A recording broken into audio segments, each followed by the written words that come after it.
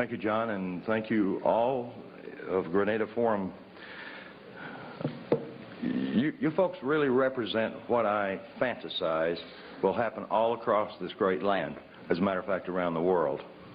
You've heard a number of speakers in the past that have enlightened you on a variety of subjects.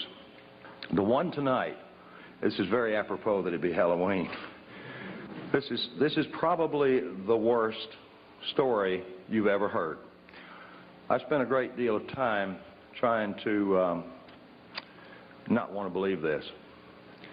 But unfortunately, the evidence is that support not only Cathy O'Brien's story, and the other evidence is that, that Senator John DeCamp from the Nebraska cover-up, Franklin cover-up as it's known, support what you're going to be hearing tonight.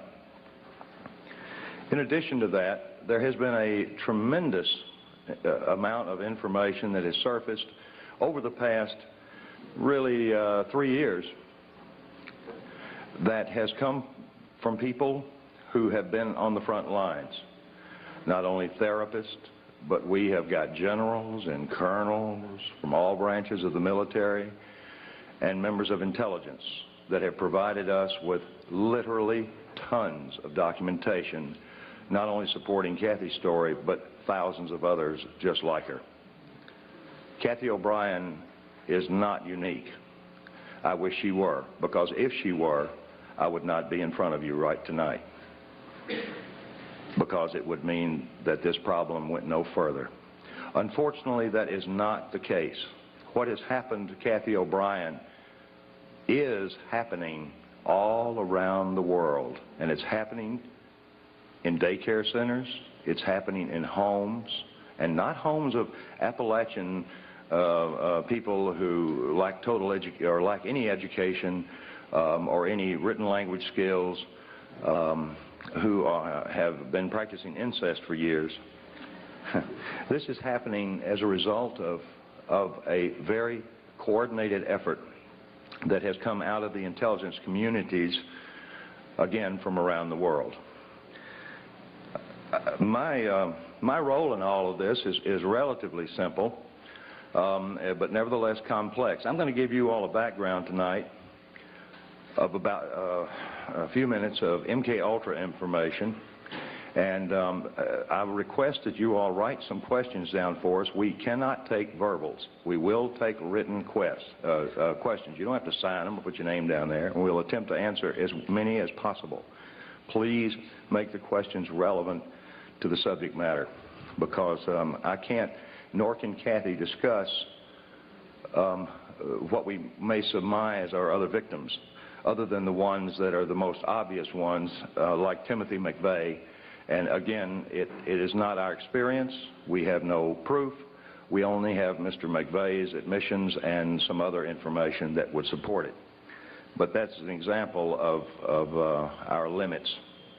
We prefer to answer any and all questions individually, standing up in front of you, because there is no such thing as a bad question. We spent about 5.5 years on the lecture circuit with law enforcement and mental health.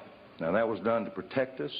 It was also done to ferret out as much information as we could regarding other survivors, as well as ferreting out information through law enforcement, or I should say cooperative law enforcement, who were like you all. They're free thinkers, and they knew something was going on, but they didn't understand it. I will attempt to give you as much background on myself so that you'll have some understanding of how I was able to do what we've accomplished, Cathy and I. But our main concern, of course, remains the same focus, and that is to get this information out to the populace of this country and all the other countries that are affected, and we don't know of many that aren't,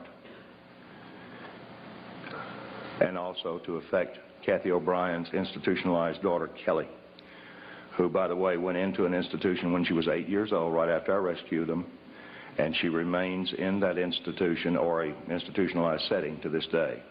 I don't know how many of you all can imagine being a child and being raised in a mental institution. But I can assure you it is not a pretty sight, even though Kelly has not been mistreated as she had been prior to going into the institution. External control of the mind is not something new. It's thousands of years old. It's recorded in caves. It's recorded the exact formula for trauma-based mind control in the Egyptian Book of the Dead.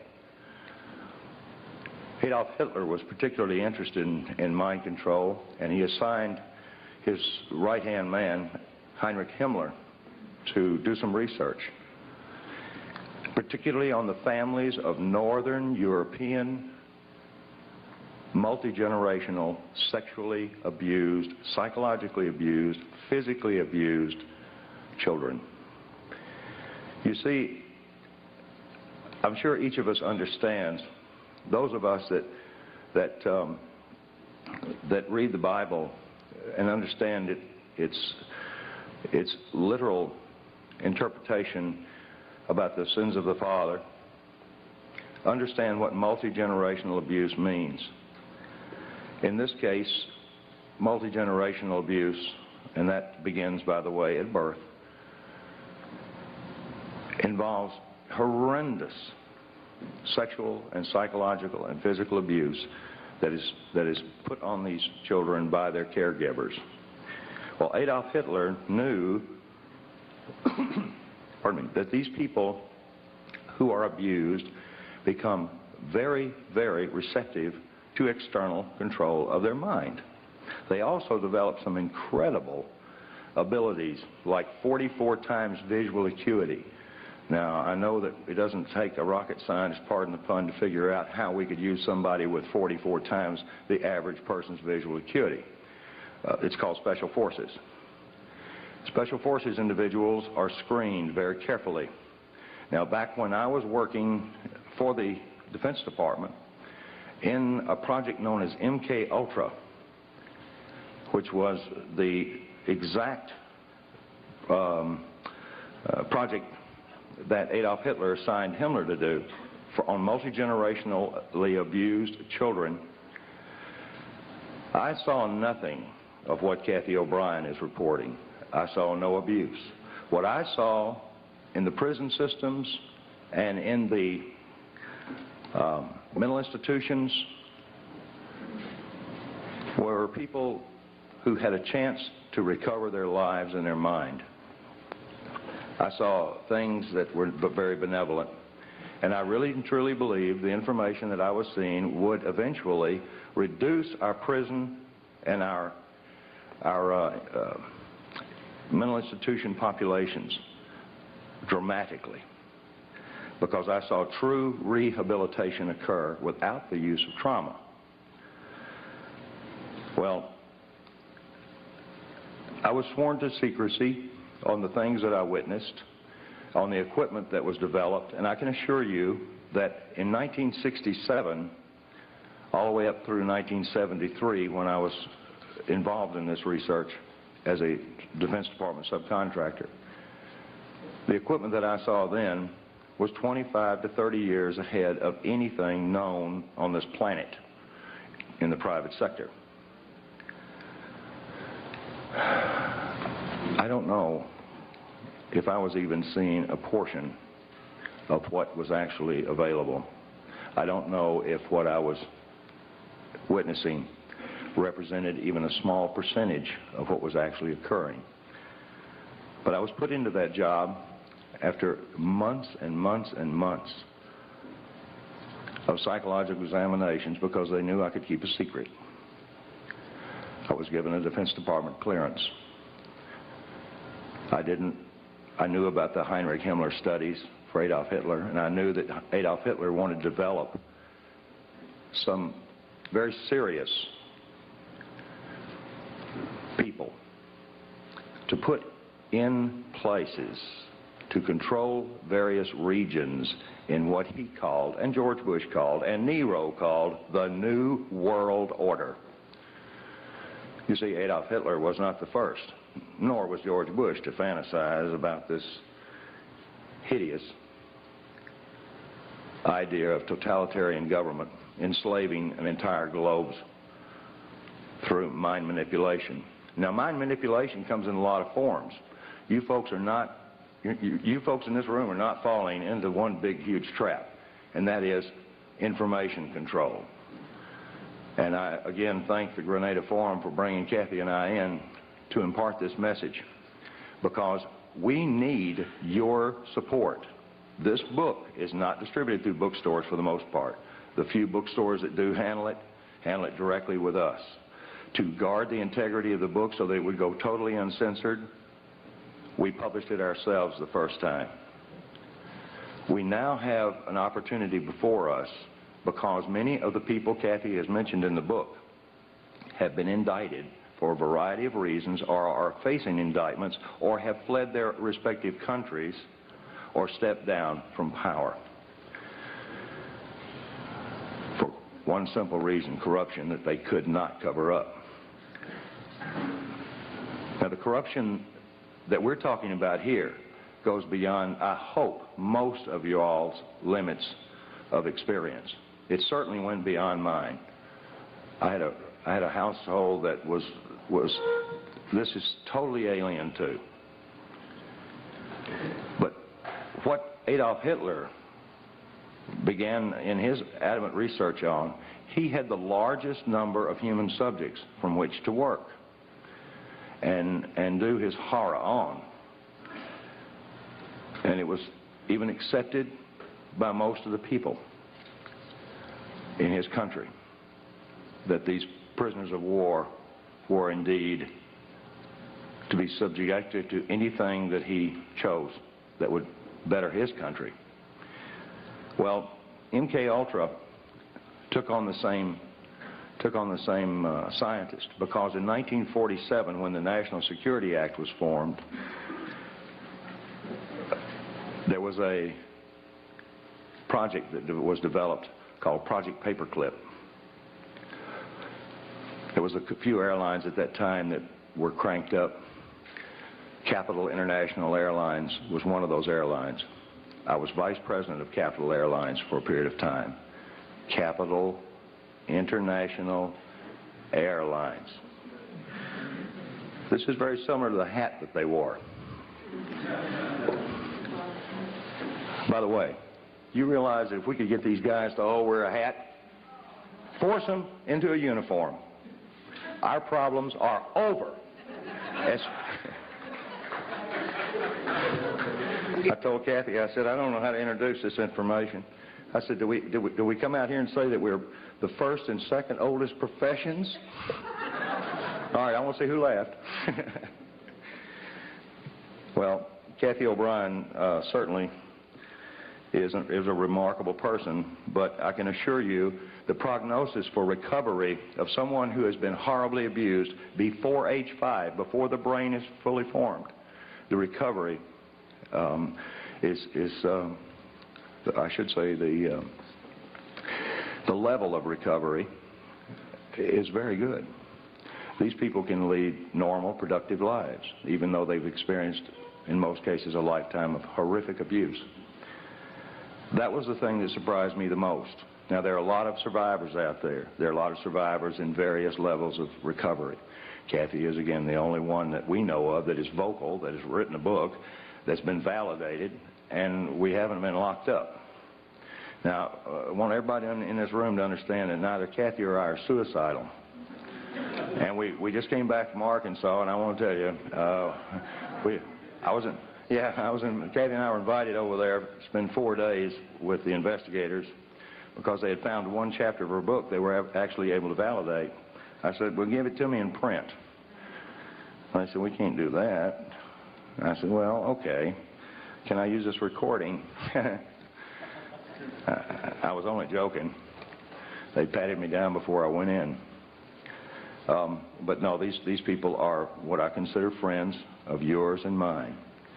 Now, if there are any CIA operatives in this room, you don't have to hold up your hand.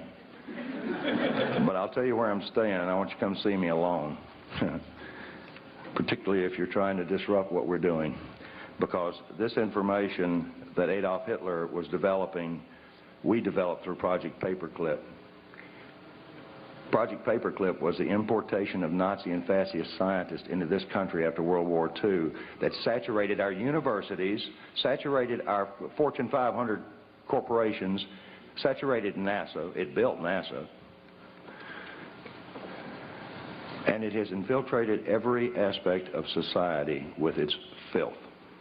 Filth in child pornography,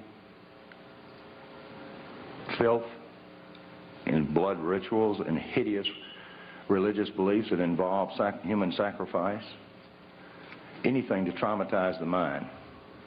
Some of these, I'm approached by a number of avid researchers that say, well, this is Satan behind it. Well, I want to tell you, these are people behind it, because I worked for the airline that brought these folks in. I had no idea what I was involved in, but I was recruited by Capital International Airways for the purposes that I could keep my mouth shut, and I worked on a need-to-know basis. Most operatives do not know who they're working for. There are over 86,000 of them in this country. Now you divide that by 50 and see what you come up with. This place is crawling with Big Brother. The KGB never had that many functioning operatives in high levels as we do in this country. 1984, George Orwell's book, really was a grim prophecy that has come true. Most people are saying that we got to stop this New World Order from taking over. It's already here. We're in it. Now let's understand who the players are and some of their tools. Mind control, whether it be trauma-based mind control to develop a totally robotic human being, is one type. Fortunately, it requires a great deal of horrible trauma that somebody's got to put on to these people, and it requires something more than just pushing a button on a console. There is equipment available now that we cannot protect ourselves from. And the amazing part about this equipment is it's available to everyone in this room. I don't quite understand the philosophy about making pain field generators and another device called an MDD-1, which uses a dual coil electromagnetic pulse system, which affects our cerebral cortex. It stops logical thought. You couldn't balance your checkbook if one of these things were turned on, nor could you think to turn it off. Any more than Cathy O'Brien could have thought to have walked away from her victimization. This is not the beaten wife syndrome. This has nothing to do with an economic situation. This has something to do with robotic mind control. There are tons and tons of documents. Trance Formation of America is a book. Our book, an autobiography, Cathy's autobiography. I wrote the first 4 or 5 chapters to give you a briefing. But what this book contains is her life, that which we can validate. When this book was printed, we had over 27,000 documents. 27,000 documents fit into 5 file cabinets. We now have over 3 tons of paperwork. General Russell Bowen recently, I won't say fled, he doesn't like that, I'm sure. General Russell Bowen, who was one of the originators, and he's set up Operation Watchtower, the CIA's drug op. By the way, how many of you believe that the Central Intelligence Agency is the world's largest drug dealer? Can I just see? Okay. So that makes our country the largest drug dealer on the face of the earth. And I resent this. I know now why the intelligence community did not want me for an officer. I know now why I was not privy to some of the stuff that I am now, unfortunately, very privy to. Because I think I'd have blown the whistle on them. There's a lot of whistleblowers out here now, and you folks are getting to hear them. You've been hearing them for years. This is one of the longest, oldest running groups that I'm aware of. I see a lot of familiar faces out there. And I see some people that, if they were in my position, would do exactly the same thing Cathy and I have had to do. I'm not into this. I was hired because I could keep secrets. This is against my programming. But I can assure you of this. It would be against God and everything that I am if I didn't get up here and talk and present Cathy O'Brien so that she can present her story.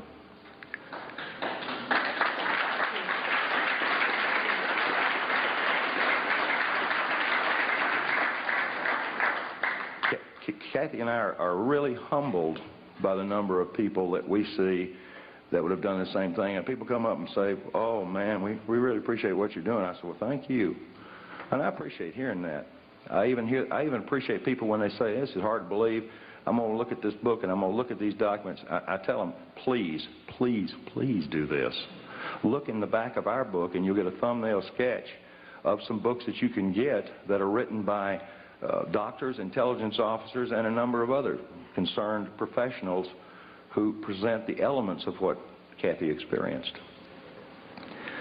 In 1977, the 95th U.S. Congress had met because and this is good news, because I wouldn't have 1 ounce of credibility up here as far as MKULTRA goes if this didn't come out, and I couldn't even tell you the code name. But in 1977, the 95th U.S. Congress met to address an issue that a Dr. Ewing Cameron, the founder of the American Psychiatric Association, the APA, the lobby group in Washington that controls what doctors do for our heads when we run into trouble. APA, psychiatry is the youngest of all the healing arts, and it is the most primitive of them all because, yes, and I'm sure there's psychiatrists, may be psychiatrists in this room after that clapping. I'm sure they won't hold their hands up. But I know there are therapists in here. I've seen 2 already. These therapists know exactly what I'm talking about because the information that they're provided by their lobby has been carefully screened. Information on rehabilitating victims of mind control is not only scarce, but it's required some incredible efforts by some brave individuals who wound up getting sued because they could not violate the civil rights of the individual that they were actually treating. The situation with Cathy and I was very different. I wasn't a doctor. I wasn't a psychiatrist. I had no insurance or practice or license to protect. So I kept Cathy from reading newspapers. You see, when I rescued her on February the 8th, 1988, she didn't know her name, how old she was, or where she'd been. I'd seen this with people involved in espionage, and I immediately thought that Cathy had been an information courier, even though she was dressed like a prostitute, walked like a prostitute, and talked like somebody that was leading a Christian choir somewhere.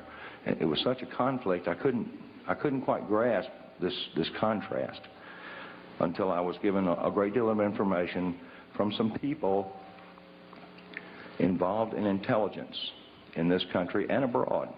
I was fed a treatment modality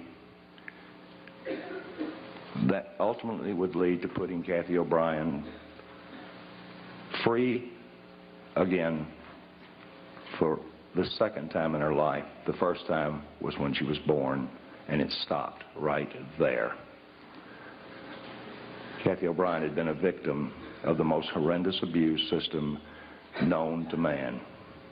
The type of mind control, again, that Adolf Hitler thought that he could use on certain individuals, putting them in positions of extraordinary power and having invisible strings, the master puppeteer, to their minds and what they said. I don't know if we have politicians like that now or not, because it seems like you don't have to put them under mind control. They'll do anything that corrupt members of Congress persuade them to do. I've known several corrupt congressmen that didn't have to be blackmailed with sex, that didn't have to be enticed with money or drugs. They just simply were corrupt. You see, a sociopath is a very outgoing individual. Leaders. Yeah, leaders. Yeah. Unfortunately, sociopaths have no conscience, no expression of soul. They do not relate to anyone else's pain except it gives them pleasure. MKULTRA was designed and had many, many sub-projects for developing the perfect soldier, the perfect espionage agent,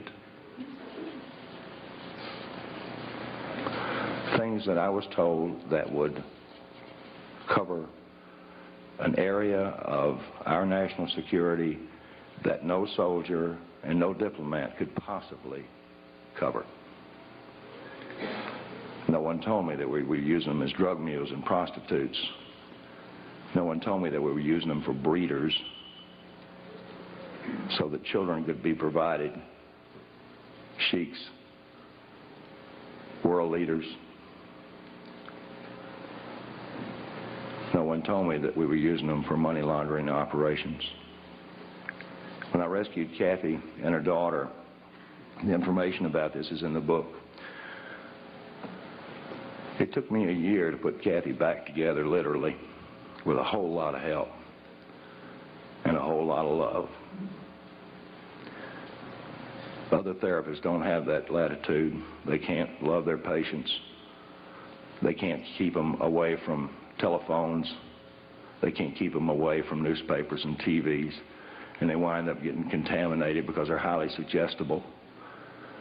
They see an ad for fried chicken, they can smell it. Now, I dreamed as an ad man to be able to produce ads like that. I worked real hard just to get somebody to go, nice ad. But nobody ever drooled on any pages that I ever put out. And I used subliminal. I used a form of neurolinguistics. Those of you who do not know about NLP should learn. Tony Robbins is an advocate of NLP, and he teaches. As a matter of fact, he taught George Bush and he taught Bill Clinton. And there's nothing wrong with Tony Robbins. He's not a bad guy. He's a smart businessman. And any smart businessman these days knows the value of neurolinguistics, or the language of the unconscious. I always call it the language of the subconscious, and I'm getting outvoted by all the mental health people. They're saying, that's not right. Unconscious. Well, to me, it's the subconscious. But the language of the subconscious provided me the codes, keys, and triggers to unlock all the rest of the doors in Cathy's mind that pertain specifically to her abuse. It gave me information like bank account numbers first. And I found that rather unusual until I found out that most people who had worked around MKULTRA and knew anything about deprogramming, and by the way, it's nothing more. I'm nothing more than a hacker. Instead of hacking a hard drive computer, I'm hacking the hard drive up here. This job as a hacker provided me some incredible information on bank account numbers. And instead of going down and looting the bank accounts and having to hide for the rest of my natural life in luxury, I took them to the FBI and gave them to them. Not because I knew they were clean or dirty. It's because I didn't want them to kill me over it. I provided everything that's in this book over a period of 3.5 years to every state, federal, and local law enforcement agency that was directly involved with this case. And the names of over 1,000 agencies and people are in this book. I wanted to get this before Congress. I wanted to get it before Congress like happened in the 95th U.S. Congress in 1977, when the wife of a Canadian cabinet member had gone in to to a mental hospital in Montreal where Dr. Ewan Cameron was practicing. I wonder why they say practicing. And she came out as a vegetable. Well, the cabinet member, I don't recall his name right now, he was just incensed on trying to find out what had happened to his wife. They'd put her through horrific electroshock tortures and every other conceivable torture, drugs, hypnosis.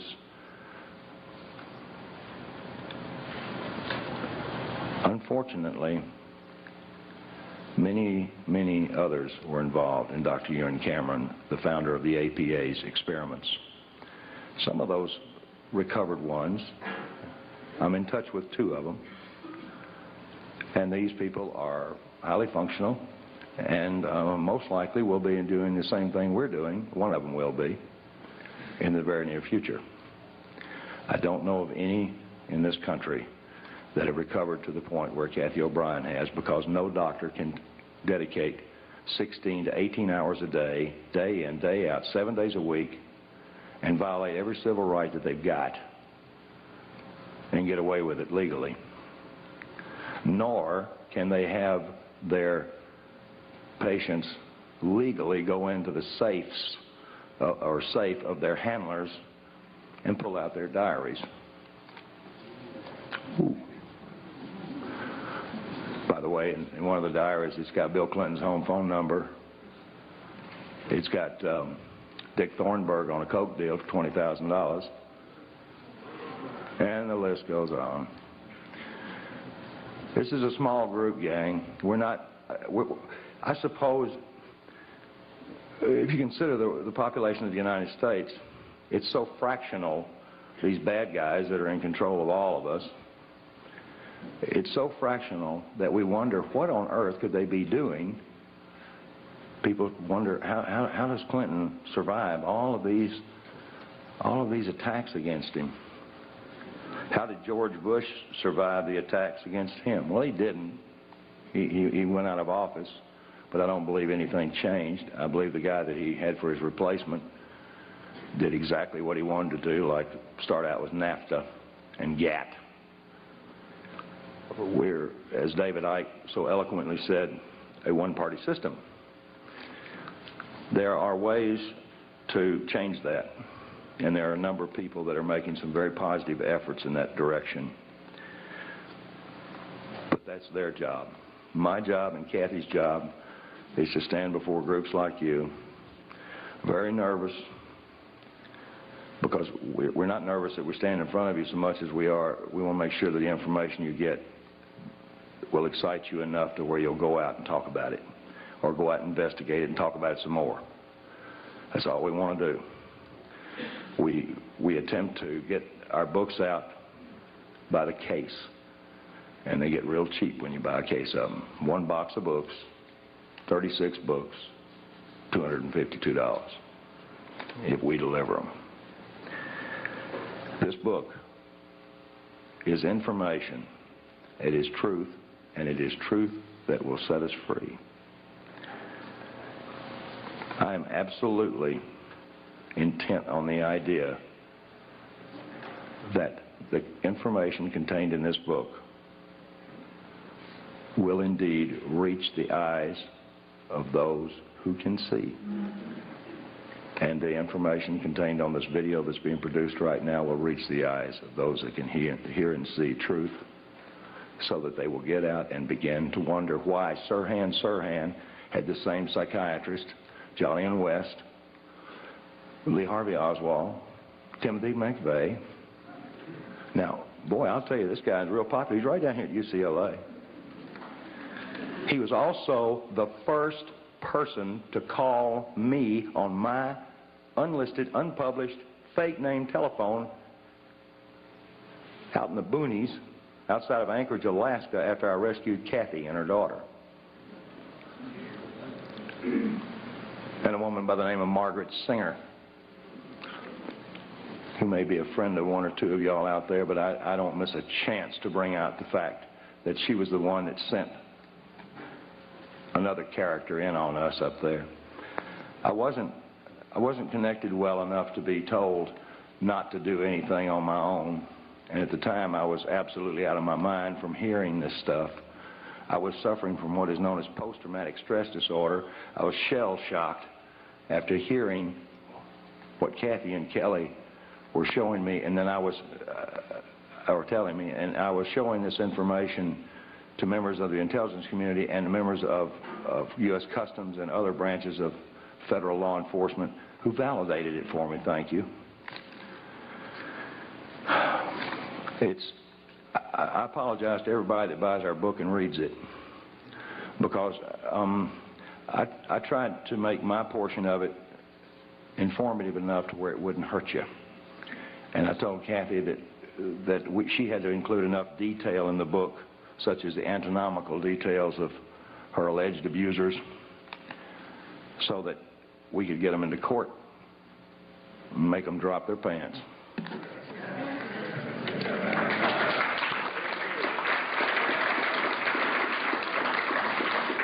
That kind of leads me into the presenter for the second oldest profession, or first oldest profession. I'll get to that second reverse. Now, who was first?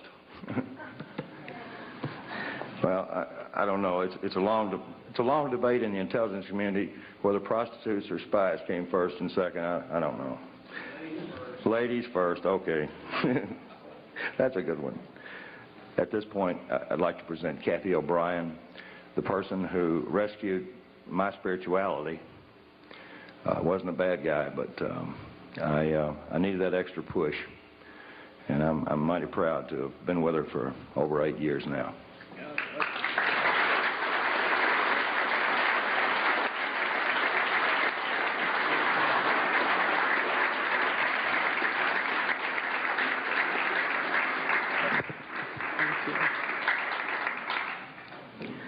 I want to thank each and every one of you for coming out here tonight to arm yourselves with knowledge about a tool that's being covertly used to usher in what Adolf Hitler and George Bush termed New World Order, and that's mind control.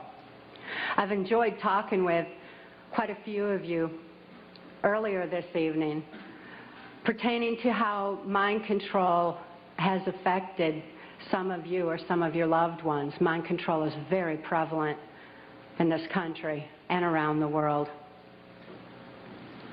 These criminals that are in control of our country operate on the philosophy that secret knowledge equals power. Many government secrets and personal reputations were staked on the belief that I could not be deprogrammed to remember those things that I was supposed to forget. They were wrong. For as intelligent as these perpetrators are, they're limited in their thinking by their own immorality. They don't have wisdom. They don't think deep. And they never considered the strength of the human spirit. They never considered what would happen when a good man like Mark Phillips gained knowledge of their secrets and used them to restore a mind rather than control one. I know that I'm extremely fortunate to have survived my CIA, MKULTRA, White House, Pentagon level, trauma base, mind control victimization. Now that I'm in control of my own mind and ultimately my free will, I'm telling everything that I witnessed and saw and heard and photographically recorded behind the scenes of this New World Order effort. By telling their secrets, their power is eroding.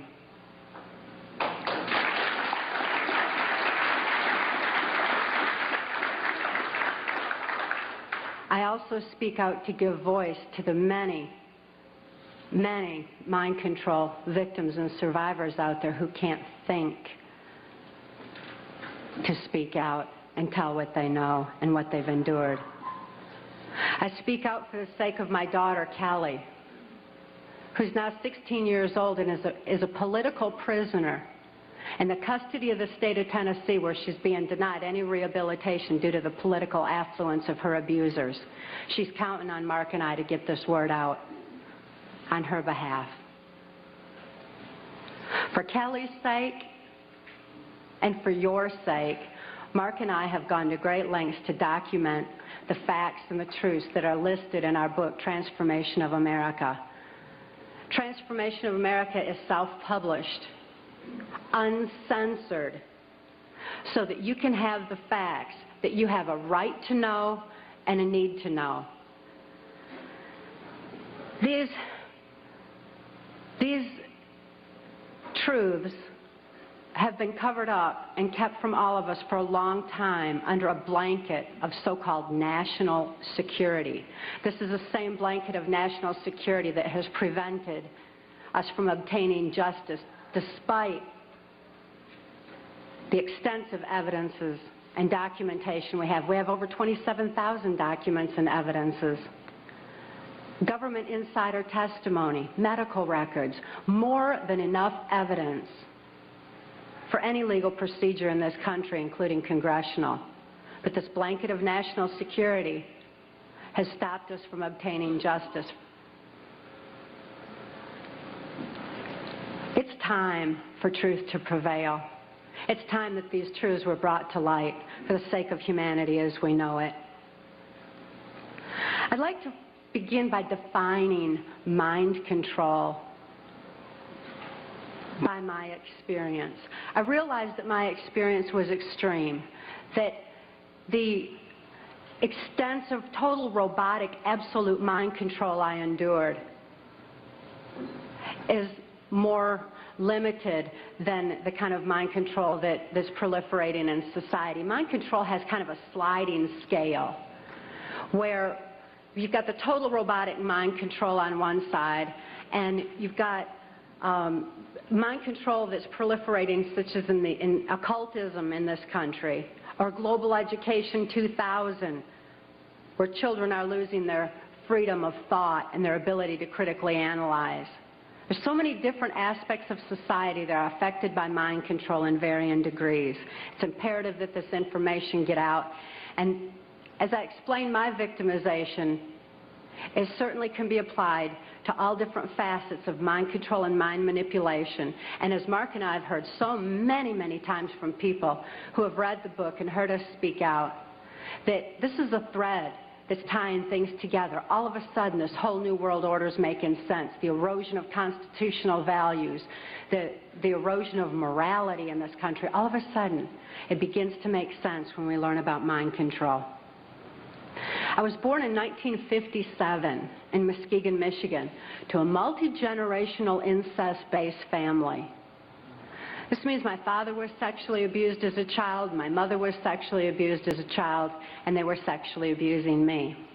My father sexually abused me as far back as I can remember, and I've often heard him state that he began substituting his penis for my mother's nipple while I was still an infant. I tell you this so that you can understand that my sexuality was confused in infancy. It was put into an area of my brain that's much like survival, like eating and drinking would be. I tell you these facts so that you can be better armed and understand what's happening in society. And name names. Mark and I name names in our book, Transformation of America, not so that I can say, well, I was in the White House with so-and-so. I mean, I missed the whole glamour part. But this is so you know who the problem is and where these problems lie. The sexual abuse that I was enduring was so horrific that I developed dissociative identity disorder. This used to be termed multiple personality disorder, and I'm so glad they've changed it to dissociative identity disorder because it really more aptly describes the compartmentalization that occurs when a person endures trauma that is literally too horrible to comprehend. Even though I couldn't understand that what my father was doing was morally wrong, the pain and the suffocation of his abuse was so extensive that I developed dissociative identity disorder. It certainly was incomprehensible. There was no place for it in my mind to deal with such horror. Therefore, I developed a compartment in my brain, a little area behind amnesic barriers that was actually the neuron pathway shutting down in my brain in order to compartmentalize the memory of the abuse so that the rest of my mind could function normally as though nothing had happened. So if I'd see my father at the dinner table, I didn't remember sexual abuse.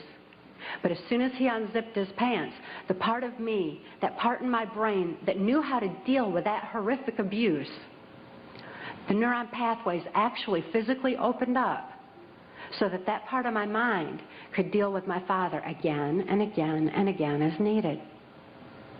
I certainly had a lot of experiences within that compartment that dealt with my father's abuse. But I didn't have a full range of perceptions. I had a very limited perception, a very limited view.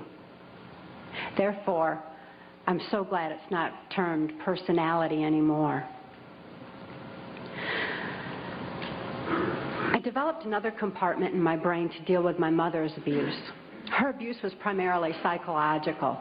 She suffered from dissociative identity disorder herself, and I don't hold her accountable for her actions the way that I do my father, who is fully aware of what he was doing.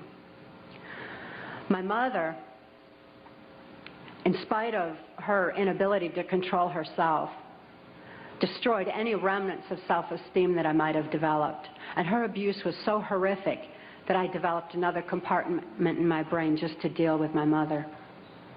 I developed another compartment to deal with the child pornography that my father was subjecting me to.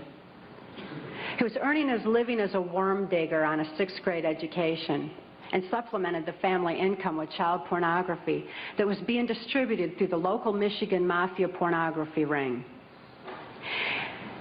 At that time, there's a criminal faction of our government that was interested in targeting children such as myself for mind control, because this compartmentalization of memory was something that they deemed ideal for keeping government secrets. After all, if I couldn't think to remember, how could I tell about it? Additionally, people who suffer from dissociative identity disorder develop a photographic memory behind those amnesic barriers, because the brain has a defense mechanism that when trauma occurs, it photographically records events surrounding trauma. And an example of this would be that many of you who are old enough to remember, when John F. Kennedy was assassinated, most people know exactly where they were and what they were doing, because this was an event that traumatized the nation. And this exemplifies how the mind photographically records events surrounding trauma. So behind these amnesic barriers, I had a photographic memory, which the government deemed ideal for programming. That way I could deliver messages to and from government leaders, or in my case, also drug lords, who were involved in funding the black budget and funding the New World Order controls. They're interested in programming me so that I would deliver the messages verbatim. When I delivered messages, I delivered exactly what I was told, using the voice inflections of my abusers, with no conscious comprehension of what I was even saying. It was just a tape recorder just parroting out exactly what I'd been told. Another aspect that the government was interested in is that as a dissociative identity disordered person, I had no concept of time, because I was going from compartment to compartment of my brain with no memory of what had happened before. Therefore, I had no ability to even keep track of time, and a concept of it was just absolutely impossible. And it also makes for, if I didn't know what I was doing earlier, I wouldn't know to be tired while I was overdoing something else. Therefore, a person who suffered from dissociative identity disorder had extensive physical endurance, just superhuman strength and ability to keep going and going and going and going. Dissociative identity disorder persons also develop 44 times visual acuity. Very often that's why you see them wide-eyed with the whites around their eyes, because they're actually taking in more of their surroundings than the average person. 44 times more detail than the average person sees. That certainly makes them perfect marksmen for mercenary operations or for intelligence in different areas that the government was interested in developing mind control. was a chosen one or a prime candidate for mind control because of the sexual abuse that I had endured. My sexuality had been enhanced. Therefore, I was used as a sex slave and also delivered messages to and from these government leaders. At that time, because a government, this criminal faction of our government, was so interested in dissociative identity disordered persons, they knew that any child that was subjected to child pornography had to have endured trauma so horrible that they had to be suffering from that disorder. Therefore, this criminal faction of our government sanctioned this child pornography ring so that they could identify and target children such as myself for the project. At that time, the politician, local Michigan politician, mafia politician, the politician who was protecting this Michigan mafia pornography ring was a guy named Gerald Ford. This is the same Gerald Ford that went on to become the first unelected president of the United States.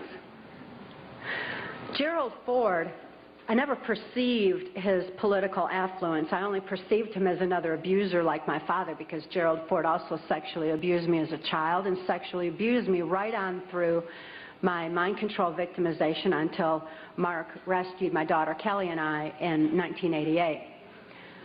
Gerald Ford is not a pedophile per se. He's what I refer to as trisexual. He'll try anything. Any age, anybody, anytime, anywhere, just as long as he had control. Because he had a perversion of power, in addition to his interest in mind control. Therefore, it was Gerald Ford who came out to our house and explained to my father how to raise me in the project according to government specifications. My father had been caught sending this child pornography through the U.S. mails, and therefore he was approached and told that if he sold me into that project, that he would gain immunity from prosecution. My father remains free from prosecution to date for so-called reasons of national security. My father thought it was just absolutely wonderful and immediately sold me into the project. He felt like the government condoned child abuse. So did I. I certainly felt like the government did. And my father went on to have 5 more children to raise in the project, so there were 7 of us in all. The rest are still awaiting freedom. Once my father agreed to sell me into the project, I was taken routinely to Mackinac Island, Michigan, which is a political retreat where the Michigan governor's mansion is located. It was a bohemian grove of sorts where politicians met and discussed New World Order controls, where they discussed mind control of the masses, mind control in the school systems, how to use occultism as a trauma base. One of my sexual abusers at that time was the Prime Minister of Canada, Pierre Trudeau. Pierre Trudeau is a professed Jesuit. Now, the Jesuits are an intelligence arm of the Catholic Vatican. There's a criminal faction within these Jesuits. I'm certainly not saying all Catholics are bad, nor am I saying all CIA is bad or all politicians. There's good and bad in everything. But nevertheless, Pierre Trudeau represented this criminal faction of the Catholic Church, of the Jesuits, who believed in mind control of the masses because they wanted to be the one world church in the New World Order. The money that was being brought in through the church was funding New World Order controls. And he firmly believed in mind control. Another sexual abuser of mine was then Michigan Senator and later U.S. Congressman Guy Vanderjagt. This is the same Guy Vanderjagt that went on to head the Republican National Committee that put George Bush into the office of president. It was at Mackinac Island, Michigan, when I was 13 years old, that I was dedicated to the senator who had become my owner in this mind control project.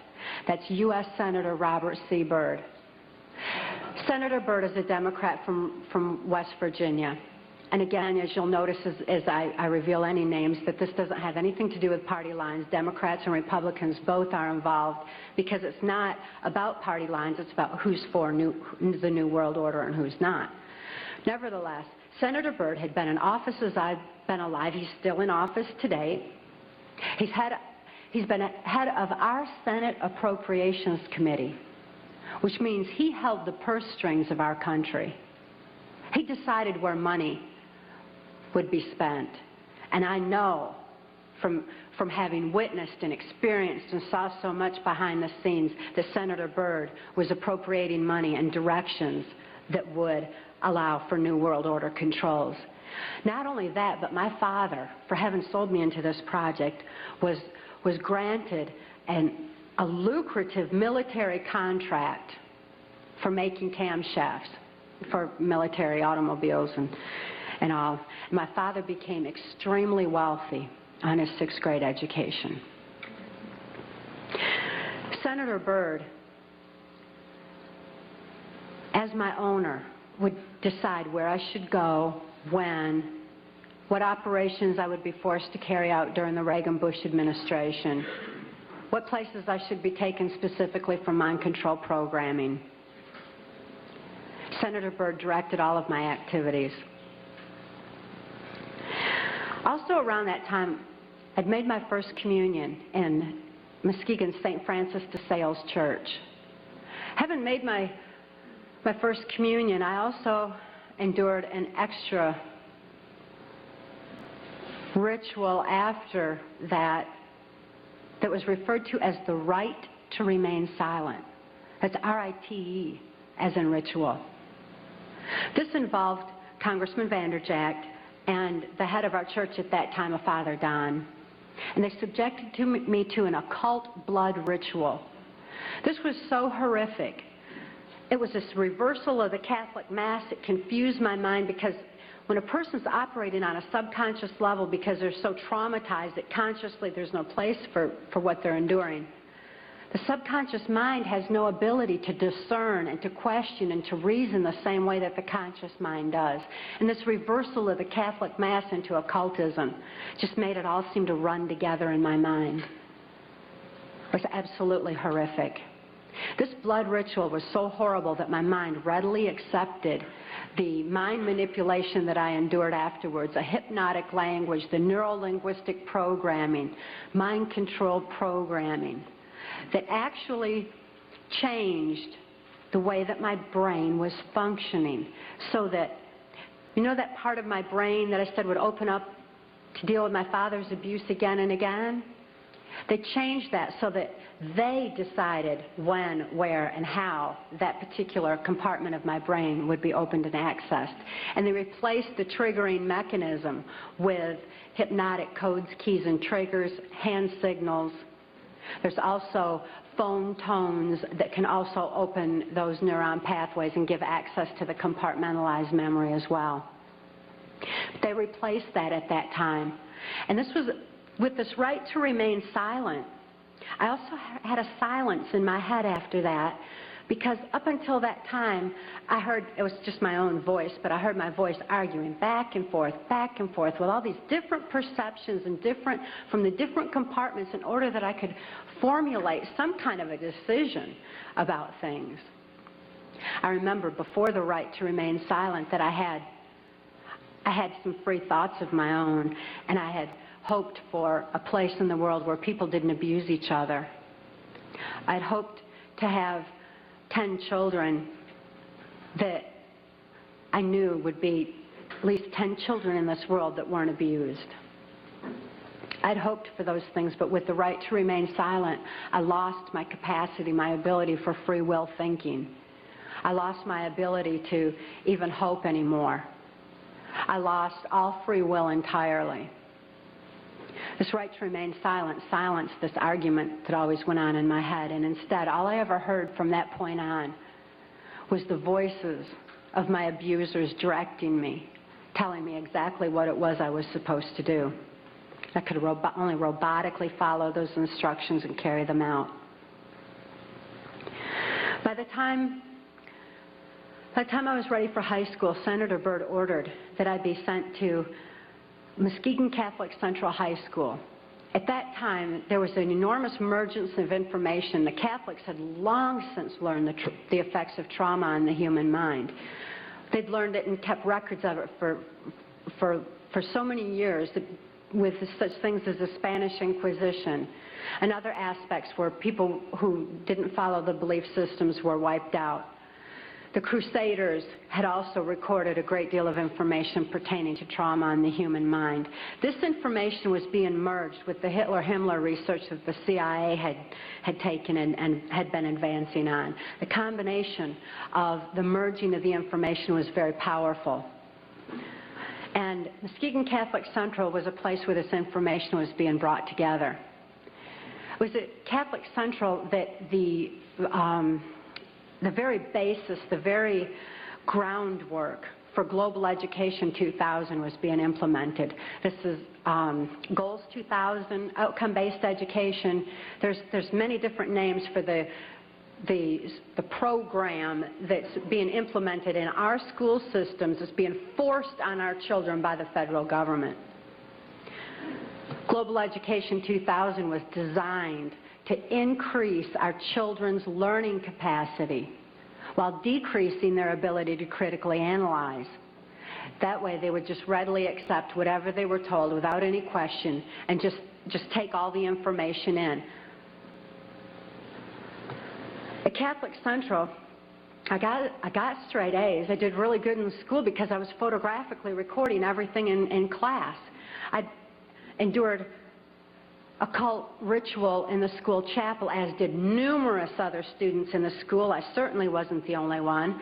As a matter of fact, by that time, I really thought the whole world was involved in this kind of abuse. By then, my whole environment was saturated with it. This occultism, this trauma, created the photographic recording of all that I learned in school. Of course, I had no ability to critically analyze it or to creatively use it in any way, but the information was sure in there. It was while I was at Catholic Central that Gerald Ford went into the office of president. I had been conditioned by that time to believe that I had no place to run and no place to hide. This is a phrase that's used to lock in mind control victims of varying levels. There's no place to run, no place to hide. We're watching you. I certainly felt like I had no place to run and no place to hide. Who would I turn to? I couldn't turn to my parents. I couldn't turn to my church. Couldn't turn to my school. Couldn't turn to the local politicians. And now I couldn't even turn to the President of the United States. I truly felt locked in, which is exactly what they wanted for total control of my mind. Of course, since then, I've learned otherwise, and Mark wisely taught me while I was in the deprogramming process that I did have a place to run, so right at them. And I had no need to hide. Obviously, they do, by the way. They're covering up all their acts with the national security blanket. After I graduated from high school, Senator Byrd ordered that I be transferred to Nashville, Tennessee. Nashville, Tennessee was heavily involved in mind control at that time through the country music industry, and above all, the proliferation of CIA cocaine operations within the country music industry were already in full swing. The political corruption in Tennessee was just all the way to the top. The country music industry provided a cover for mind-controlled slaves like myself to be taken around the country to the various places as designated, and also to distribute and deliver the large quantities of CIA cocaine that was coming into the country. It was my experience that the CIA's so-called war on drugs is no more than the CIA eliminating their competition as they take over the drug industry worldwide.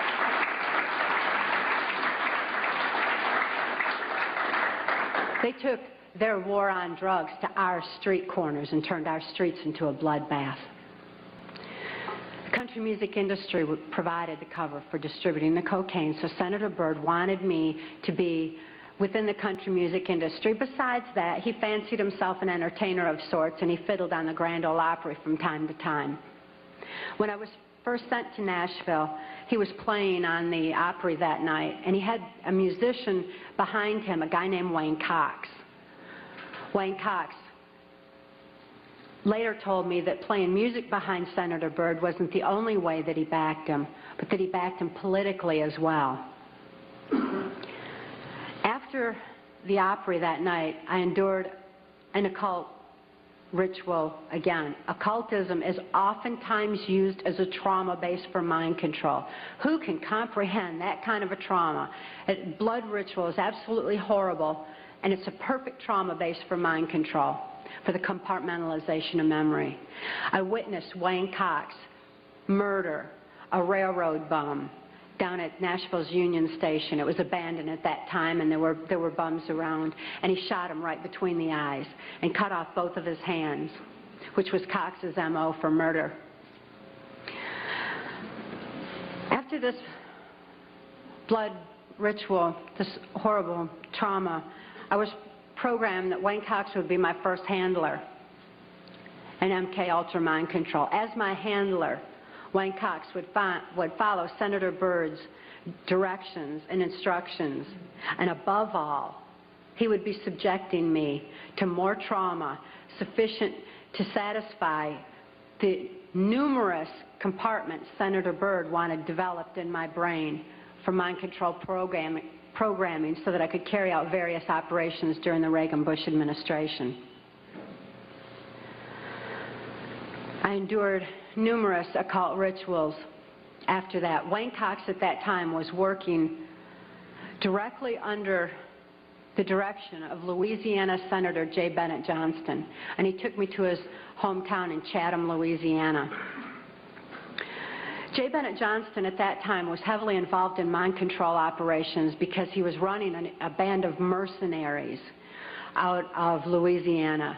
At that time, this band of mercenaries were going in and out of South America. There was a lot of arms deals going on. There was, and most importantly, when the airplanes would fly these guys down to South America, they would come back full of cocaine, which was being distributed on our streets. Wayne Cox was triggering these mercenaries into operation by showing them a severed hand from another one of his victims, which re-traumatized them into the occult ritual that they had already endured and accessed a specific compartment of their brain. And he told them that J. Bennett Johnston wanted them to give him a hand and carry out a certain operation. He would then give the instructions and the guys would follow him through. So J. Bennett Johnston was heavily involved. At that time, it was 1978, and it was determined that I had endured sufficient trauma to carry out my first trial run operation. An enormous quantity of cocaine had been flown in on one of these operations, and I was to deliver it into the neighboring state of Arkansas. By that time, Bill Clinton's drug operation was in full swing. He was governor of Arkansas, and I delivered this cocaine to a remote airport in Ouachita Forest, which I've since identified as Mena Airport. I also delivered a little packet of information and a small quantity of cocaine, a personal stash from J. Bennett Johnston, to Bill Clinton. I delivered it to Bill Clinton, and he cut out 2 lines of the coke, and he did inhale.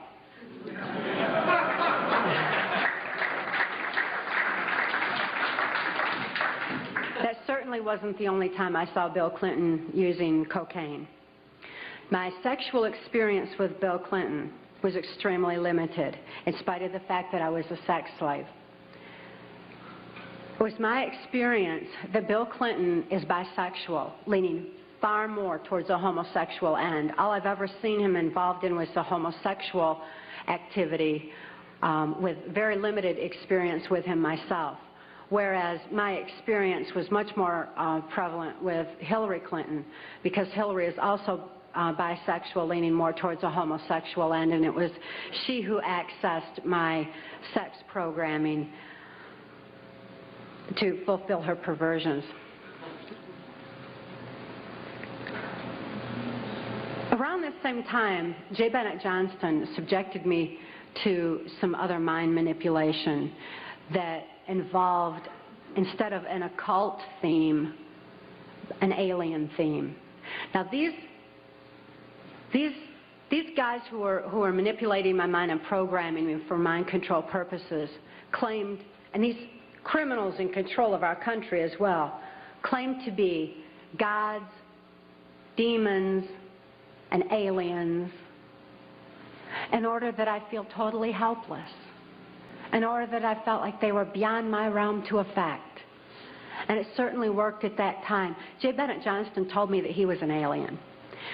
He told me that he had been part of the Philadelphia experiment, and when the ship disappeared, it came back a spaceship.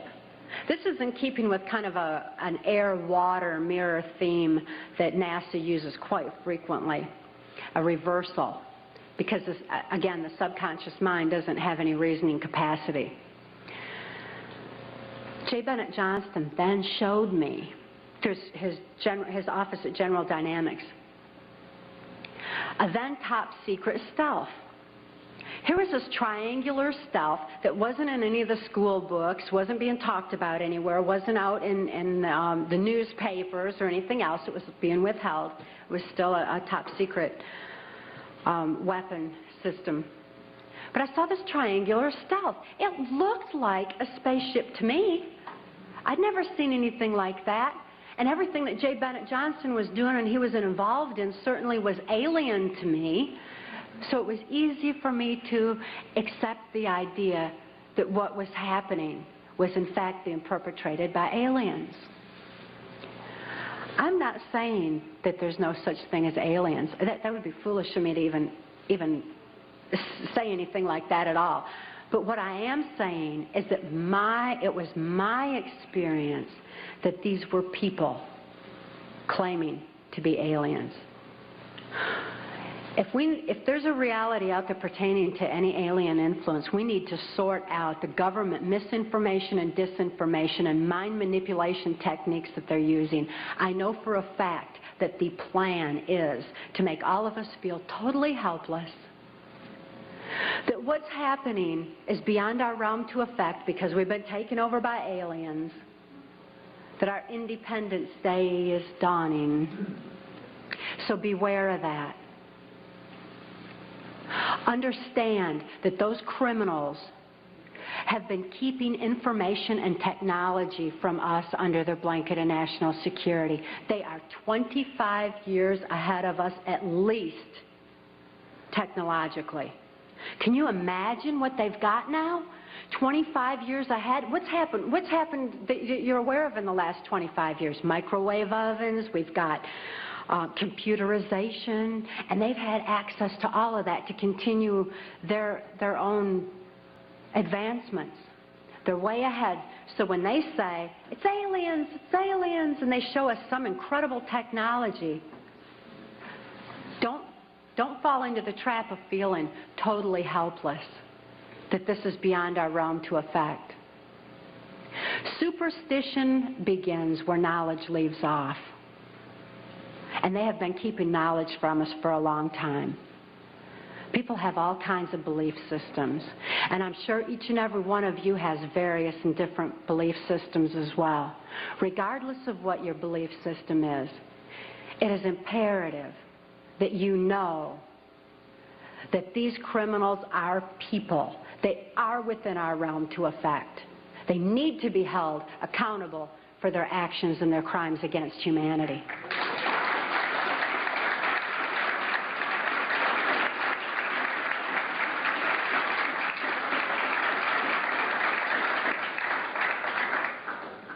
It was 1980 and my daughter Kelly was born.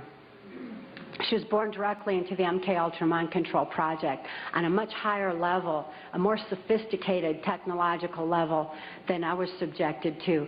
In addition to trauma, she was subjected to harmonic mind control programming on NASA installations literally since birth, before her brain even had a chance to form. As soon as Kelly was born, Senator Byrd figured I'd been traumatized enough by that time and ordered that we be transferred back to Nashville, Tennessee to carry out operations during the Reagan administration. By being within the country music industry, we had a second handler. His name was Alex Houston. Alex Houston is a ventriloquist, stage hypnotist in the country music industry. Above all, he carries out criminal covert CIA operations that fund the black budget, and this certainly included bringing in large quantities of cocaine and distributing them through the United States, Canada. He was working at that time and provided a cover for me to be taken throughout the United States, Canada, Mexico, and the Caribbean for these criminal covert operations.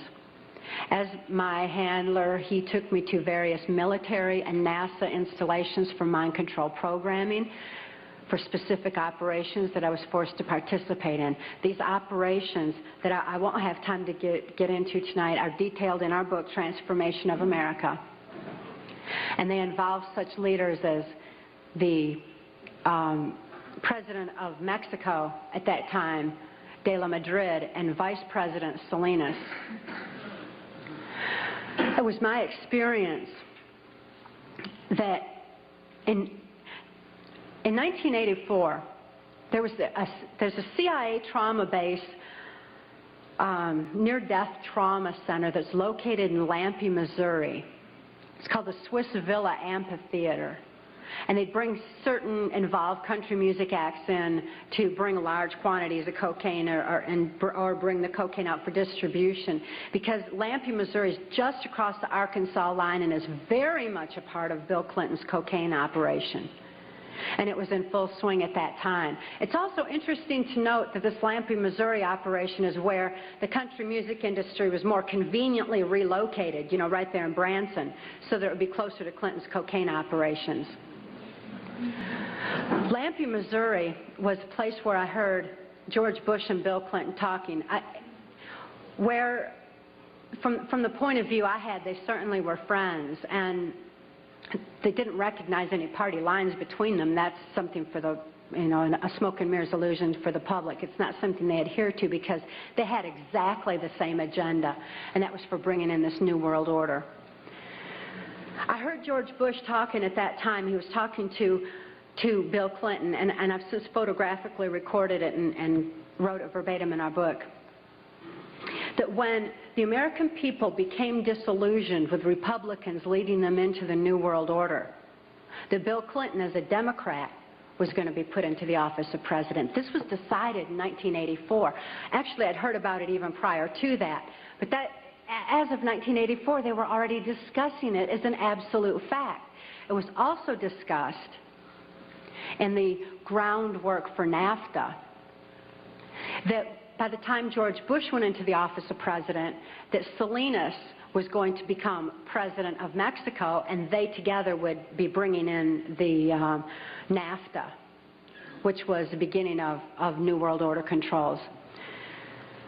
I was forced to participate in the criminal groundwork for NAFTA, the opening of the Juarez-Mexican border to the free trade of drugs, free trade of our nation's children.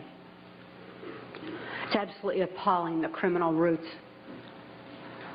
of NAFTA. Again, this is detailed in the book. But it's interesting to note that these political moves had already been decided way back when.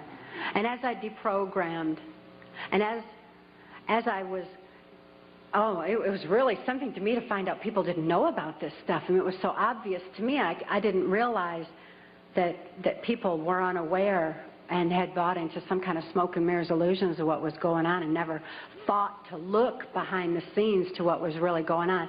But I understand good people don't think that way. They don't have criminal minds. They don't think to look for that kind of criminal activity. Just like these guys are limited in their thinking by immorality, good people are kind of blinded from that kind of criminal activity until their eyes are open to truth.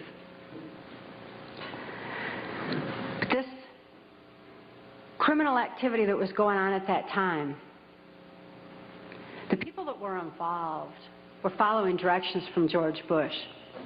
I don't purport to know it all. I don't purport to know that George Bush is at the very top of all this, but he is as high up as I knew.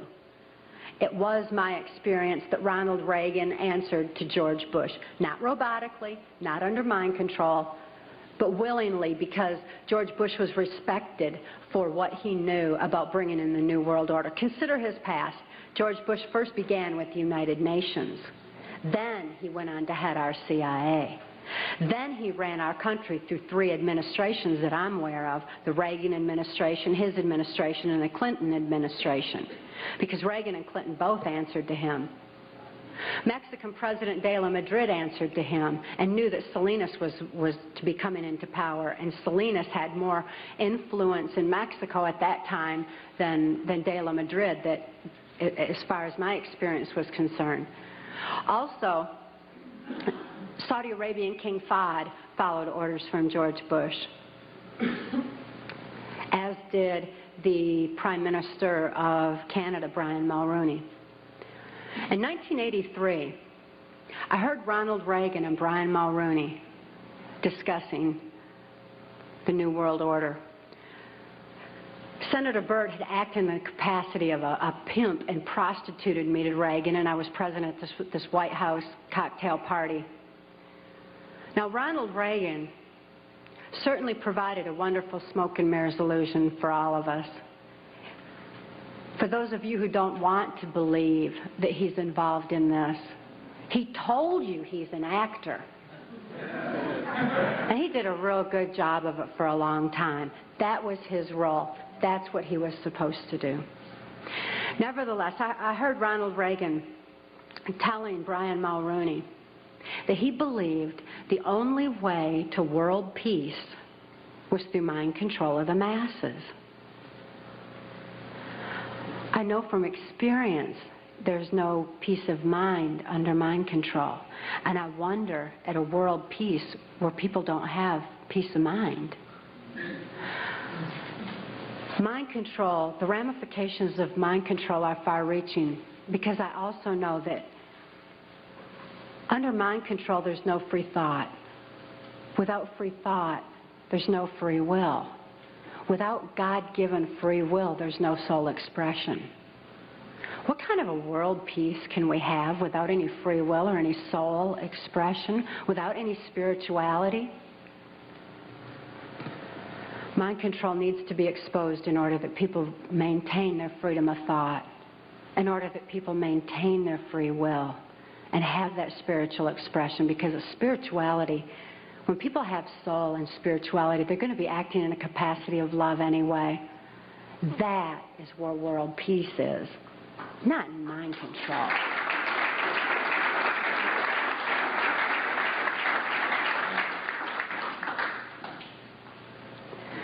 By 1988, I'd been forced to participate in numerous operations against my will, all of which I certainly would never have done. I guess if I had had any part of me that was willing to do anything like that, mind control would not have been necessary. I'm appalled at what I was forced to participate in, but I am relieved that this information's getting out, that people are passing the book Trance Formation of America hand in hand, hand to hand, so that hand in hand we can take back our country. This information is information that you have a right to know and a need to know, and their controlled medias are not going to suppress truth. Truth prevails.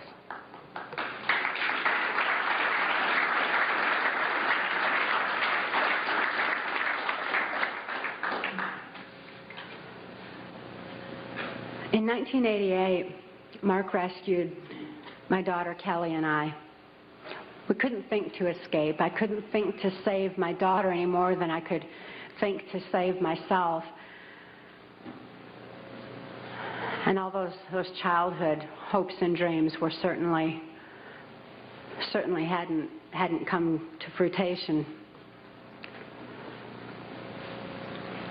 When Mark rescued Kelly and I, we didn't have any ability to even hope for good people. We didn't know they even existed. We didn't have a capacity to trust anyone. It wasn't within our realm of experience. I couldn't think to reason that Mark was a good guy. But I'd seen him with his animals. And even though I didn't have any ability to consciously reason, and Kelly didn't have any ability to consciously reason things out or to think things out, we had this extra sense developed. We sensed things very strongly. After all, when you consider that we use, 10% of our brain, we'd been like blasted into other parts of our brain, and these parts of our brain were real perceptive on what's considered, I suppose, psychic levels by some definition. When we had a sense for things, kind of like the animals did. And we noticed that the animals loved Mark. He had these raccoons that he'd rescued. He had 3 raccoons, and they all loved him, and they hugged him, and they wrapped their arms around his neck, and they patted on his face and kissed him. And, you know, that was really a neat thing for us to see, because we had only seen our animals abused. We lived on a farm. We had lived on a farm, and we had dogs and cats and horses and cows and guineas and chickens and all kinds of animals, all of which Alex Houston tortured or killed to keep us in line to, you know, if we didn't do this, this would happen to our pet. And we loved our animals. Please bear this in mind, that people who abuse children oftentimes abuse animals. If you see someone abusing an animal, keep your eyes open, look further, make sure those kids are safe. I've never seen an exception to this rule. Not that there's not one out there somewhere, but I've never seen an exception to it. So it was very telling to us that these animals loved Mark. Additionally, when he came in and rescued us, I mean, here we were under the gun of the CIA. Everything was very precarious, to say the least. I was 30 years old. I was supposed to be killed, as most mind-controlled slaves are at the age of 30.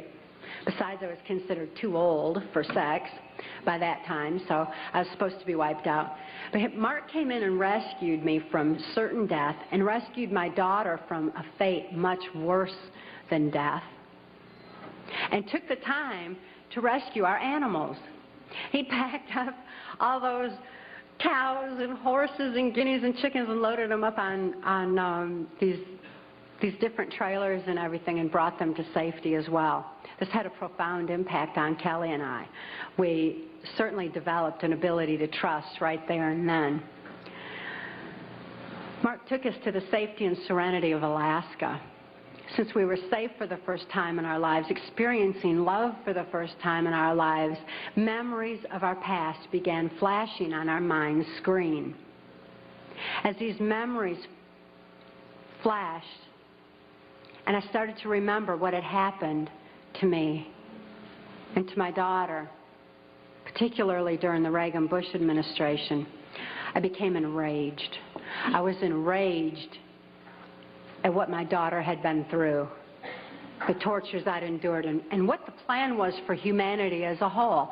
I'd have been blinded by that rage, immobilized by that rage, if it weren't for Mark's wisdom in telling me that the best revenge is total recovery.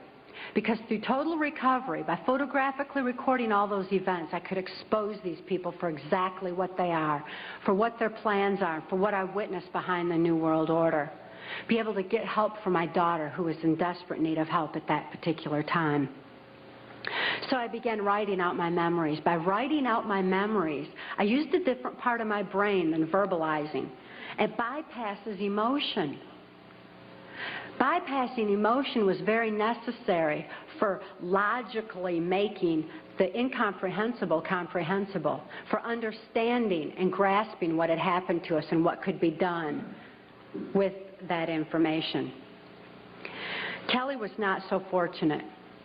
Because of the harmonic programming that she'd endured, remembering the traumas and deprogramming the program did not allow her access to all parts of her brain as it did me. She still needed some technological equipment to help her recover. She needed to actually have those neuron pathways vibrated back open with harmonic equipment. Therefore, she went into Humana Hospital in Anchorage, Alaska, in an intensive care unit. She suffered horribly at that time and responded only to some psychological intervention and not to any conventional medications. Kelly was actually suffering respiratory failure because mind control has advanced to the point where they know the ins and outs of the brain and the mind so well that they know how to program not only the subconscious but to go into the primitive mind, the very area of our mind where blinking, breathing, and circulatory, heartbeat, all that is regulated. And they could go in there and put death programs in place. In my daughter's case, it was respiratory failure, so that in the event that she ever had cause to remember, which they never expected could happen, but in espionage, that can happen. We've heard of that, where the brainwashed and where they have the memory accessed. So they wouldn't have to take the old cyanide pill anymore like they used to, like spies used to. Instead, they would just simply go into respiratory failure, circulatory failure, and no information would be released at all. There was no chance of the information getting out that way. Since my daughter was being raised to be, was genetically and mind controlled, being brought up to be in espionage, she had that program in place and it went into effect. Because of the medical attention that she needed, she became quickly thrust into the illegal and immoral custody of the state of Tennessee, where she remains today. The violations of laws and rights that proliferated in her so-called legal case were extensive. We had one clean district attorney that went in and told the judge that he was violating constitutional rights and human rights in my daughter's case, and cited law after law after law, and the judge interrupted him and said, but laws do not apply in this case for reasons of national security. This certainly raises a question. What does national security have to do with a documented, validated, and proven rape and molestation of a child's mind and body?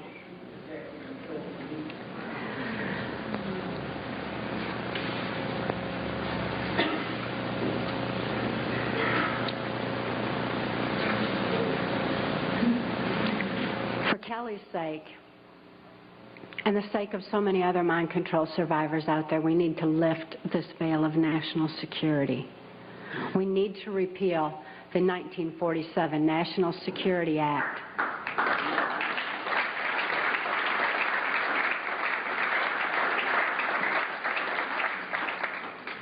This is a national security that's threatening the security of our nation when it covers up such crimes against humanity as mind control, when it covers up the CIA's so-called war on drugs, when it covers up the selling out of our country to New World Order controls.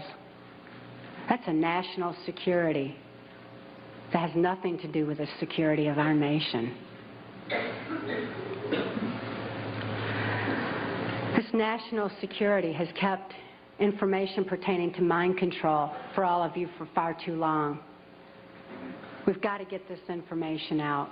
We've got to arm others with knowledge on mind control, because knowledge is our only defense against mind control. We need to get this information out in detail so that we can all be more effective in our particular areas of taking back our country and ultimately taking back our world, for Kelly's sake, for the sake of all the other mind control survivors and victims that I know are out there. There's many, many of them. And for the sake of humanity as we know it. It is truth that sets us free. Please help us spread the word. Thank you.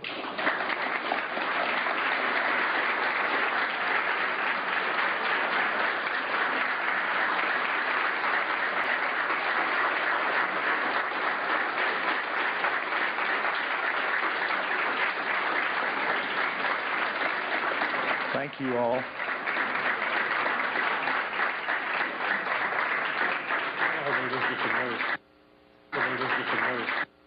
Jonestown was an MKULTRA project, but now, and that's right out of the government printing office, right out of the FOIA. You can get this information just like I did, and you can look in the book, and you will see government headings from the Freedom of Information Act government printing office of various investigations done by Congress, the 93rd Congress, the 95th Congress, and so on and so forth. And if you go to your library and access those under those headings, you will come up with this information. But let me give you a little information about Jonestown. In French Guiana, the property for Jonestown, the money came through a Mexico City bank, and it was traced directly to the Central Intelligence Agency. Jonestown was not a mind control project. Mind control had long since been perfected. Jonestown was a biological weapons project. And the worst part about this whole thing is there's two other projects twice the size that have been going on, that were going on in 1977, and they're still going on today. Now, that is very much reminiscent of the house of prostitution for little children that were being used in Washington, D.C. that you read about, and even in your, I don't want to call them newspapers anymore. Yeah, the birdcage liners. Thank you. But there was a house of prostitution that these congressmen were using that was using little children in there. Well, nobody ever thought to ask, what happened to the little children that were being used? I'll tell you, they were moved right down the street, 2.5 blocks away, to 3 other houses of prostitution that still operate to this day. It's interesting to note that Wayne Cox idolized Jim Jones. He also idolized Charles Manson. This is the same Wayne Cox that's down there in Chatham, Louisiana, an occult serial killer who is immune from prosecution right now. He's free for reasons of national security. What is the name of the Jesuit order you spoke about? I mentioned in the book that they referred to themselves, not only the Jesuits, but all of them at the top of this New World Order pyramid, as the Order of the Rose. Please discuss the connection between the New World Order and the dominant network media, for example, ABC, NBC, CBS, CNN, et cetera, et cetera, et cetera. Information control, folks, is mind control. Need I say more?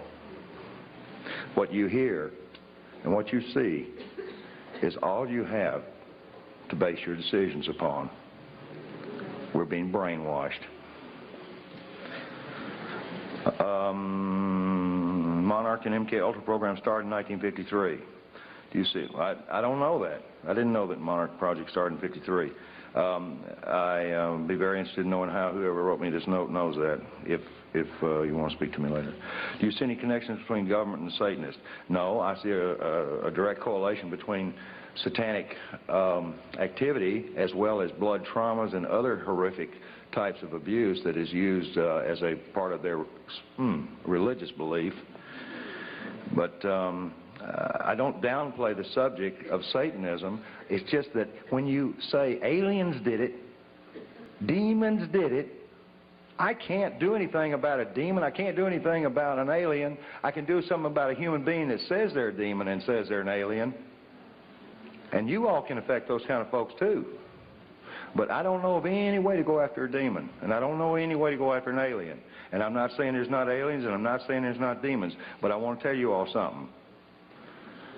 Every single patient up until about 1982 that was presented with dissociative identity disorder, or back in those days MPD, or multiple personality disorder, was diagnosed with demons, and they went right off the edge. And if that didn't get them, the how does that make you feel got them, or your session is up got them, when they were right in the middle of an abreaction. That's re-experiencing the trauma.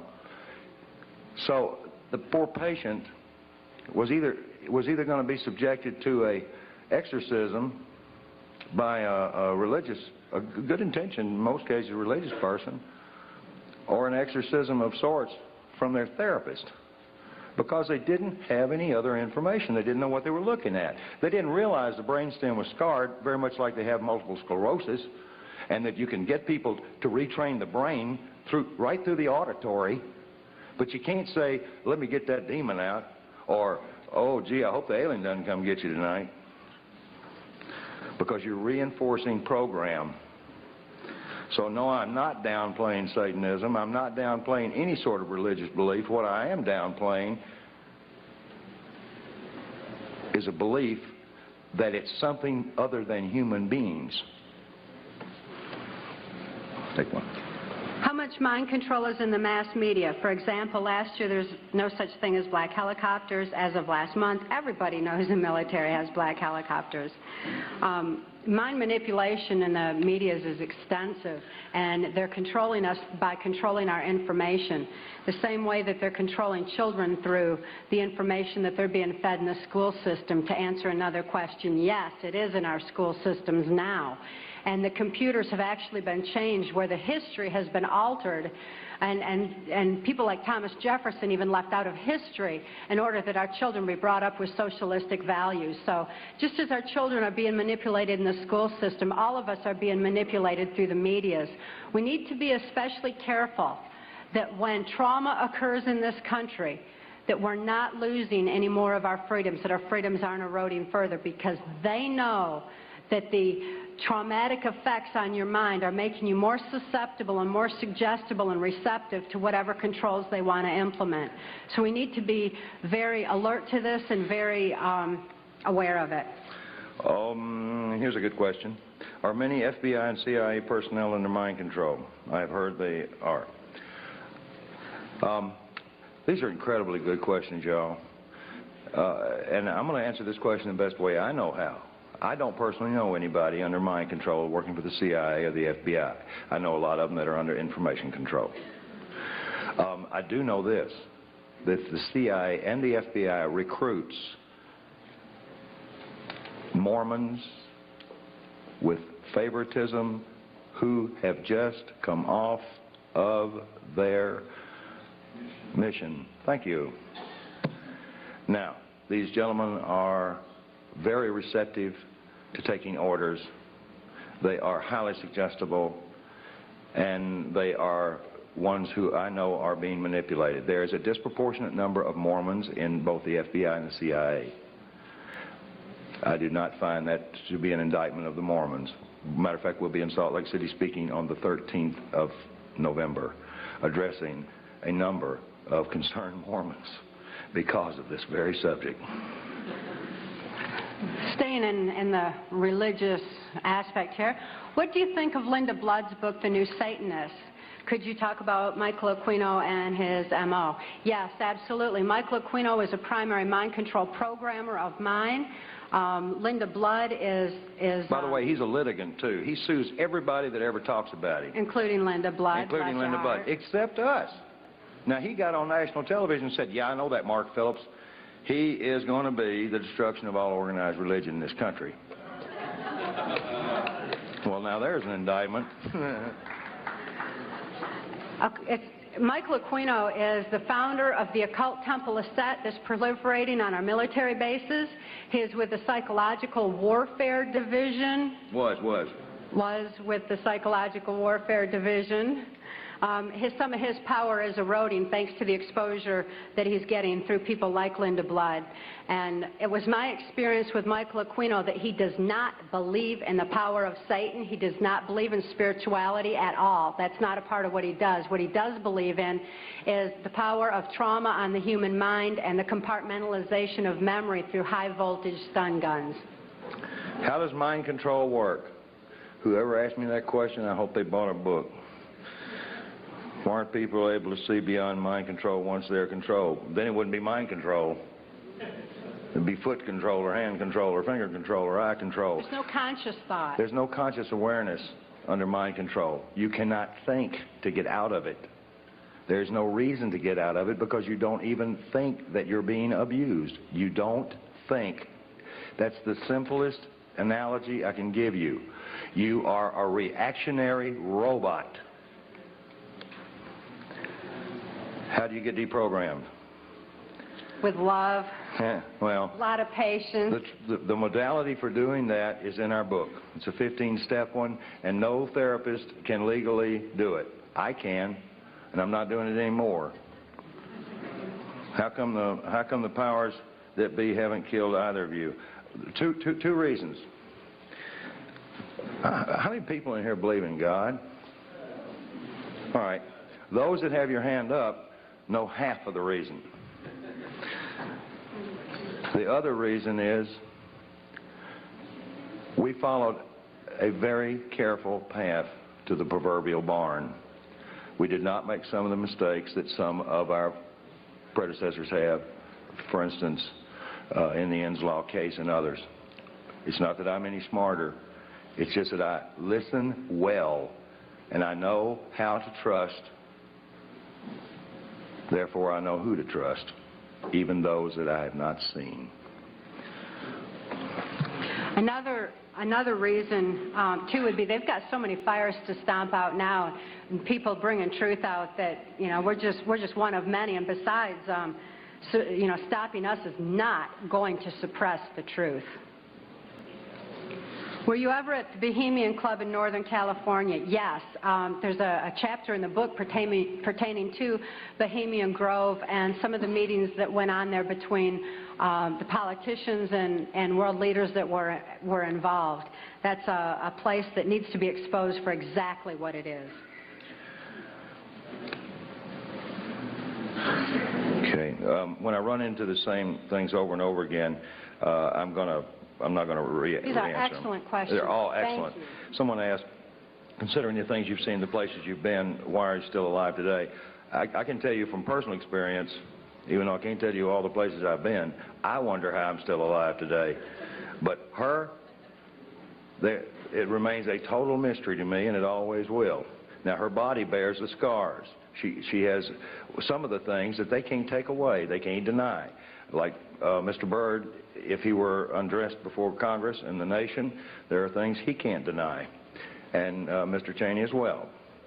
But there are undeniable scars that this lady carries that are not on her mind. They're on her brainstem, all over her body, thousands of stun gun scars, and a vaginal mutilation that defies the worst horror story you can imagine.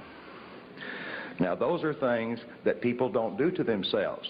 Now, I had a CIA boy who was pawning himself off as an enforcement officer with DEA, who was on assignment to U.S. Customs in Florida. That should have been a tip-off. He said, you know, FBI believes she had that done to herself. I said, of course she did, with a pocket knife, moron. I said, how in the world would anybody even find anybody evil enough to do something like that? And I tracked it down. It's an ancient Egyptian practice taught to Michael Aquino. And I understand from her that he is alleged to be the one that told her handler, Alex Houston, how to use carving knives to do it. He bragged that he was a carver. He carved people. Could you please elaborate on Ronald Reagan's involvement? Oh, yes, I could for a long time. I wish we had more time. Details are in the book. I need to bring up Ronald Reagan's situation.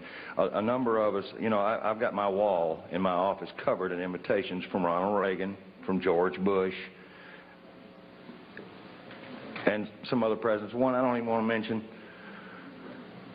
that I was invited to dinners and inaugurations and all sorts of things through my relationships with people in the community and in the State Department.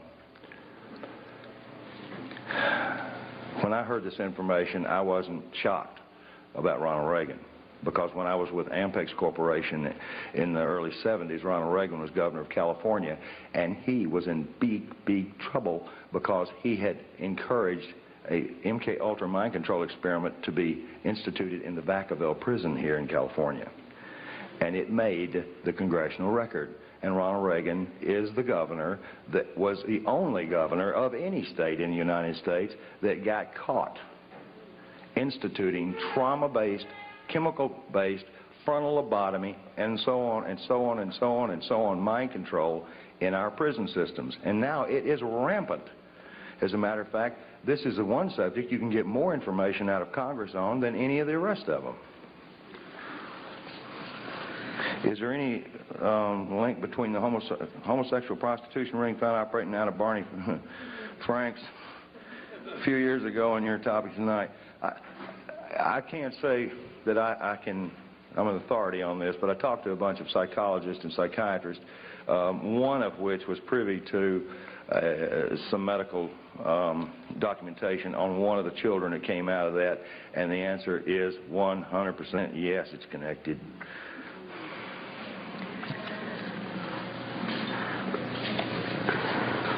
Let that go. How does remote viewing being done by various former military men such as Major Ed Daines and Courtney Brown compare with your mind control? It's all under the guise of MKULTRA. Remote viewing, anything. I was part of the Duke studies in 1967 and 68, working with the paranormal. Most of the people I saw were of, at that time, Soviet origin.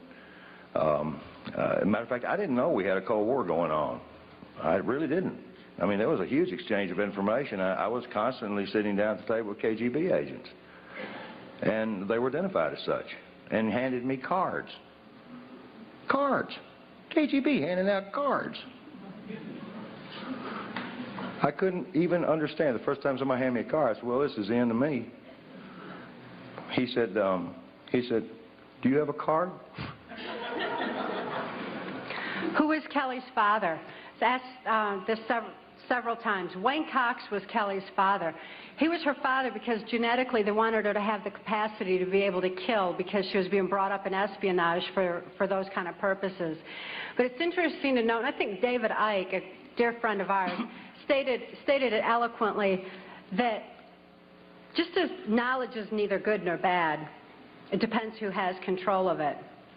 By that same token, genetics, for as powerful of an influence they are not stronger than the human spirit. Kelly's soul is just so beautiful, and her loving capacity is enormous, and the love that she operates from is extensive. And she wants this information out for humanity's sake. So in spite of the genetics of who Kelly's father is, she's absolutely a beautiful, beautiful child. How did you get the number of operatives in this country? I don't know. Who asked me that question? Who did it? I got the answer to that three ways.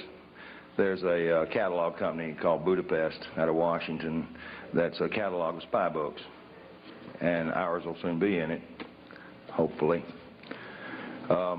And there's a number of books in there. I can't remember the title now. But the New York Times also reads that catalog and orders those books. They're done by Stockwell and every other name you can imagine, and Phillip Agee. And Phillip Agee, I don't have a lot of respect for at all, except for one thing. George Bush stood up on national television and said he hated him more than any man on earth. I just couldn't help but love the guy. You say in your book that mind-controlled slaves were permitted any drug except marijuana. Why? It's an excellent question. The effects of marijuana on the brain are not conducive to mind control. It doesn't mean you can't be traumatized and put under mind control. It just means it screws up the programming. Because it actually opens neuron pathways in the brain. It expands thought. I'm not going to stand here and speak pro-marijuana because... No, because somebody be putting it in my car and popping me for it. But I am anti-marijuana because we see all these ads on TV and everything, and even Dole and Clinton in their campaigns are saying, what's it, Dole said, guns, violence, and marijuana, you know, as if it's so violent, because it is not conducive to mind control. They want it off the streets more than they want their drugs, like cocaine, off the street. Marijuana is especially targeted. I don't promote the use of marijuana as a Band-Aid for mind control because, again, knowledge is our only defense against it. Tell us about the congressmen and women who are helping you. Yeah, right. I'll tell you one, Bob Clement, I grew up with him. Matter of fact, when his father was governor, I used to go up with him, and I remember I was highly traumatized by something I saw at the governor's mansion, which I'm not going to tell on Bob, because it didn't have anything to do with him. But there are we've got a number of clean congressmen and congresswomen that are helping us from behind the scenes. That's part of that 50% equation that we're still here. The information that we released to every member in Congress at the same time, and I had 4 congressmen, one in particular, hand-carrying every one of these packets to the respective congresswoman or congressman. That took a lot of effort on their behalf and a lot of nerve, since at that time I did not have all that information validated, but they had received information from members of the Justice Department and from U.S. Customs that Cathy O'Brien was a valid case, and that they were able to validate more than half of what was in that packet. George Bush was handed a packet, and George Bush, he's nasty with me. He said I threatened his life, which is farther saying the truth, because the congressman that delivered it happened to have been a lawyer, as most of them are, unfortunately. And he had read the stuff, and they were trying every way on earth to indict me for everything you can imagine. But the bottom line was, this particular congressman said that he'd wear a sandwich sign before the news media if that was going to be the case. So the FBI and the Justice Department just humiliated me, made me come in and get my fingerprints. I said, you guys got my fingerprints more times than a criminal. I said, I work for the community. I work for the Defense Department. I said, well, I don't get it. You just need a fresh picture? Why don't you see my mother? Pay special attention to those members of Congress who believe that you have a right to information. There's an ongoing effort right now to repeal the 1947 National Security Act because they know that you need this information.